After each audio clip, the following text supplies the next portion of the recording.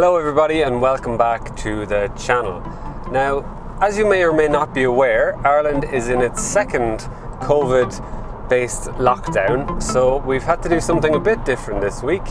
We are actually reviewing a second generation Skoda Octavia, but this time it's the performance end of things, the VRS.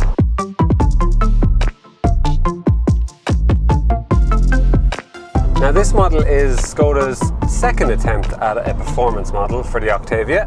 The Mark 1 obviously had the 1.8 turbocharged RS, and that's a cool little car. 180 horsepower, looks kind of cool now, and I think, don't hold me to this, I think it might be in with a shout of being a future classic.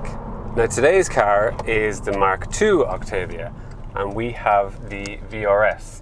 Now the petrol came in a 2-litre turbocharged unit with 200 brake horsepower, but today we have the agri-spec 2-litre diesel with 170 HP, the fuel of the devil. I like diesels. This will be interesting. So as I was saying, 2-litre diesel with 170 brake horsepower, and there's actually 350 Newton meters of torque, and that is available nice and low at about 1700 revs and all the way to 2500. Now from driving it, it seems happy enough to rev out the 3 without any real disgruntled diesel noises or giving out. 0 to 100 kilometers an hour takes about 8.5 seconds. So on paper it is quite a bit slower than the petrol offering, which is, I think, is in around the 7-second mark. But it's the mid-range where this diesel really excels.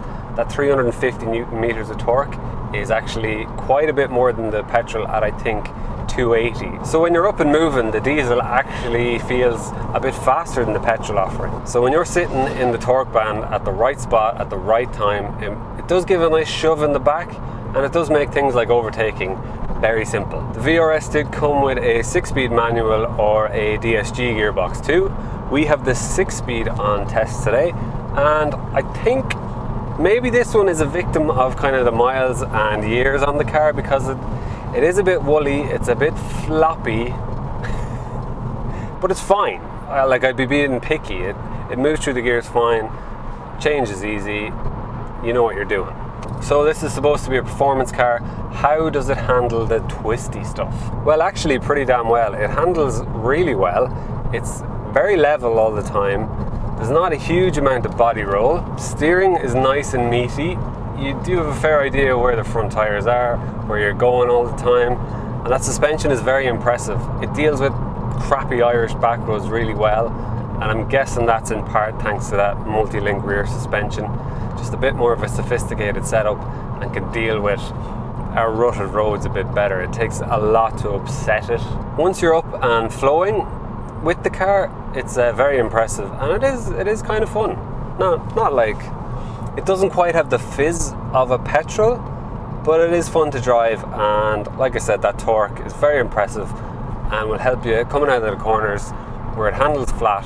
Now this one is not on amazing tires, but I'd imagine if you stuck some more impressive tires on it, it would be even better. It's quite fun for what it is.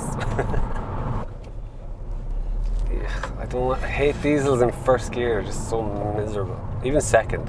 Third is where this car, third and fourth is where you want to be if you want to have a bit of fun in this thing. That's where the good stuff is. Now it is subtle in a typically Skoda fashion, but you do have the larger 18-inch alloys, a bit more of an aggressive grille, the DRLs at the front, and a spoiler on this one at the back, which don't know if I'm a big fan of it, but there you go, you can decide for yourself. Plus they've thrown VRS badges everywhere. There's one on the front grille, there's one on the back, there's some on the door sills, they're on the seats. So maybe it isn't that hard to tell what you have. Moving on to the inside, that actually looks quite well too. Maybe it is a bit dark in places, but it is lifted thanks to the white Alcantara on the seats and those VRS badges I was just talking about a second ago. It does lift it over maybe the more basic models. I do like Alcantara, especially when a car is new.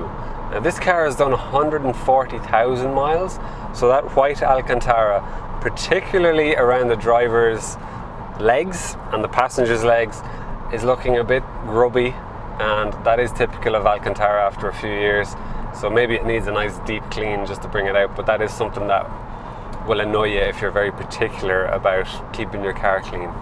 Aside from that, everything else in here has held up very well. I don't see a huge amount of wear and tear. The materials are obviously very durable. There's no cracks on any buttons, no buttons have fallen off.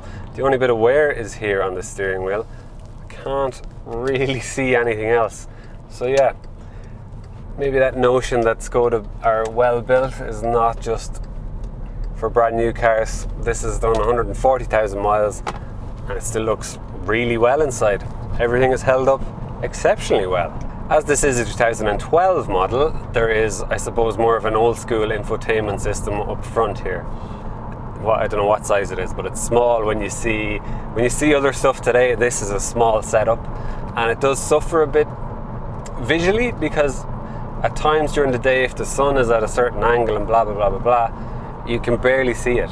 And even now, it's not the most high-def thing in the world, but that's fair enough. This is 10-year-old technology or whatever at this stage. It's a victim of older technology. That's fine. I do believe it had a sat-nav option as well. This one does not, but you have your radio, your media, your phone. It even has a slot for an SD card.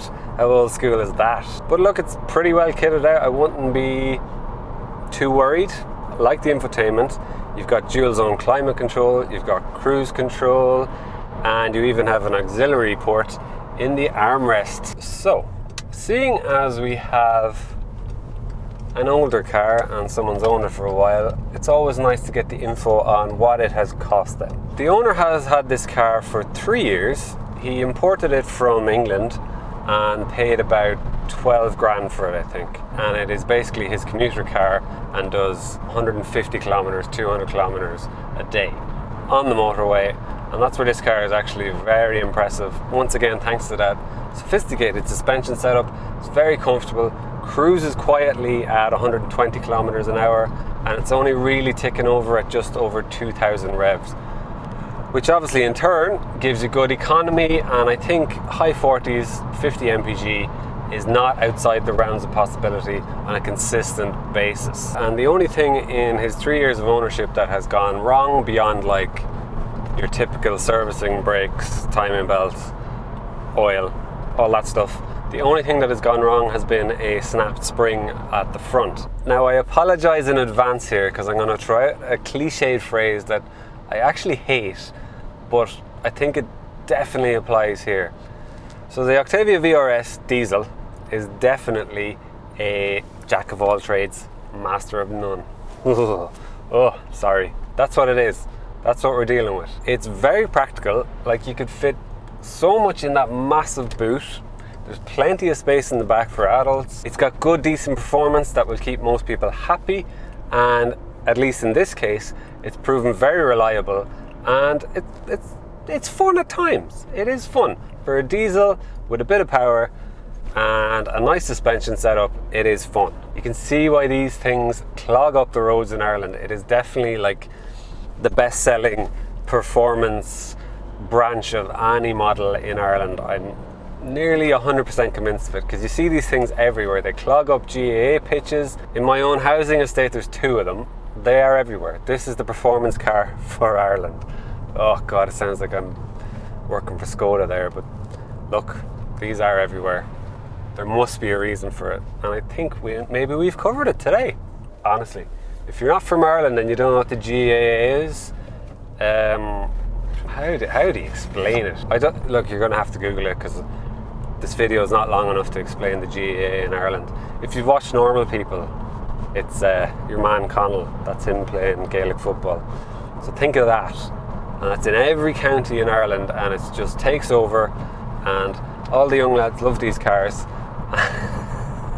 And you have to wear your chain and your short shorts to drive one of these, because GA is king. Now, the Octavia VRS also came in estate form, and that might just be the sweet spot if you got the estate with the 2-litre turbocharged petrol version and in the blue. Yeah, That's the sweet spot. That's a car now I would be intrigued to try out. Like, that would cover so many bases. It'd have practicality, it might be a bit more exciting with the petrol engine, and you know, I'd imagine it's actually pretty decent economically as well. Maybe not the high 40s or 50s like this, but I'd say high 30s, and if you're really stingy, maybe 40 if you really like hyper mileage. That's the sweet spot. Blue petrol estate VRS. That's where you want to be. Thanks for watching. See you again next time. Good luck.